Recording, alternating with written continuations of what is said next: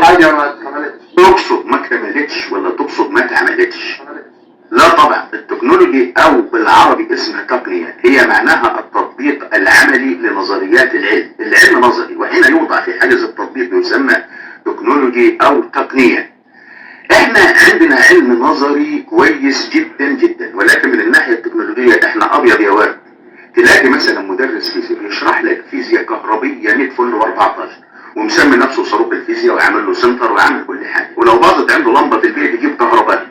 وان سالته قلت له غير، يقول لك انا ما اعرفش ولا حاجه في اي حاجه. مهندس تلاقيه عامل شركه مجاولات، ولو جاب له فيلا يروح يجيب مهندس من اوروبا يرسم له الهيكل بتاع الفيلا.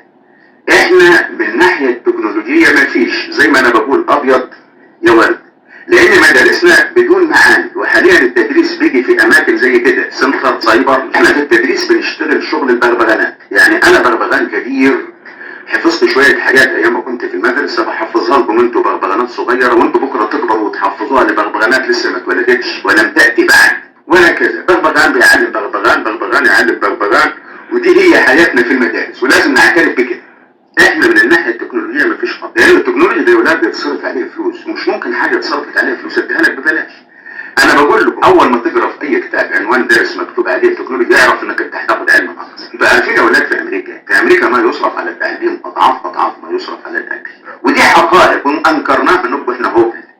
احنا تعليمنا تعليم بغبغانات، تعليم بغبغانات.